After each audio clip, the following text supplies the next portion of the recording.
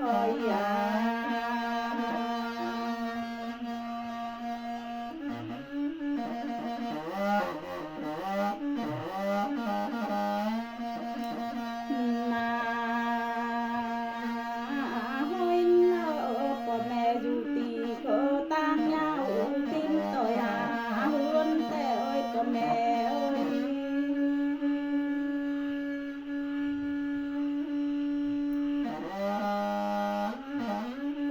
ปัดแบ่เต้า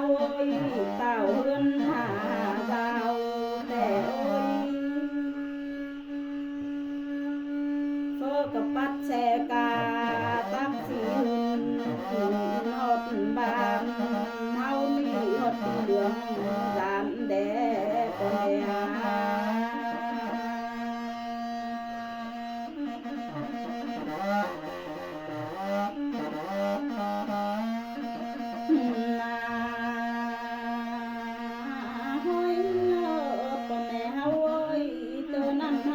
แต่งป่าก่อนเลิกพี่น้องเอ้ย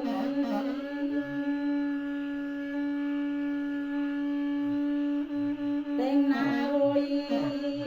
เฮาก็สอบกินมาไปหัวนาเฮาก็สอบงัวสอบควายมาหาก็มีแด่พ่อแม่คอยยา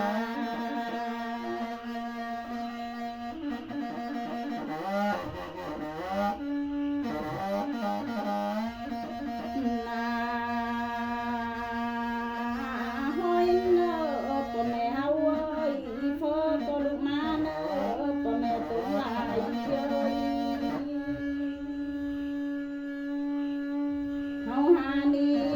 ถ้าฮอดเมื่อเช้าเก่าเดือนจากเอ้ยเฮาจังได้อาบหัวแต่เอ้ยต้องหลายโอยา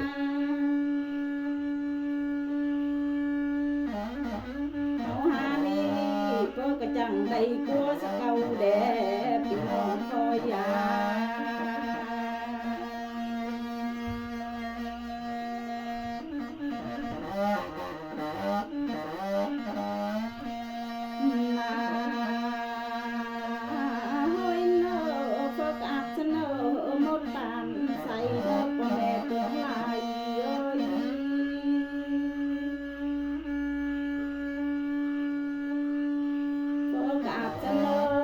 ไม่ปานไตพี่น้องเอายา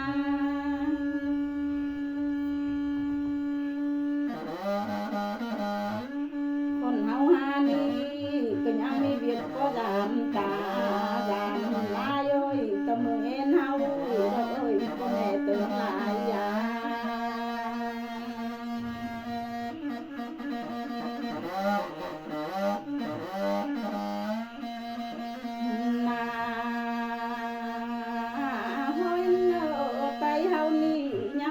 ก็จามอายจามน้องก็มองเห็นเจียมดอกนกก็แม่เอ้ย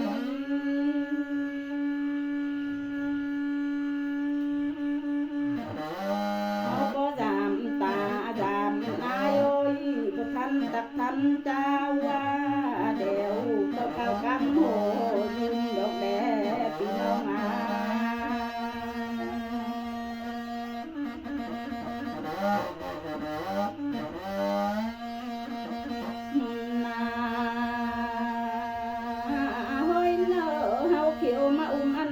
น้อยมาเช่งเซลอีโย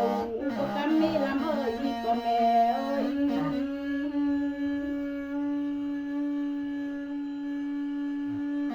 น้อยเลยแล้วเอาได้กี่ง่ายเพื่อนเจียงเอ้ยเขาขาดหางแต่โอ้ยปังเจียงขาดช่องแดก็แม่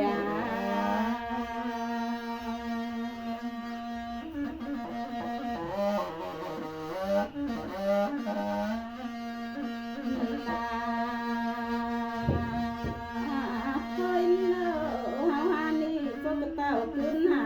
บ้านจะมาเป็นแม่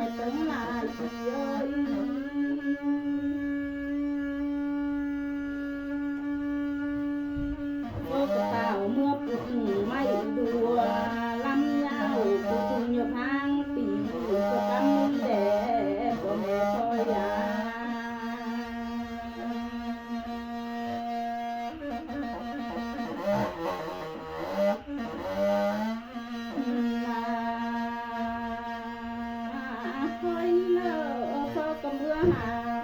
เฮือนเฮานี่ปลูกไม้ฟ้าที่หน้าฟ้าเนื้อพ่อแม่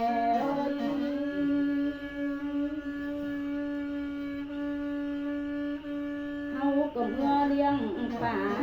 น้องฟางหายหดทุบมัวมาแดดเป็นหลายยา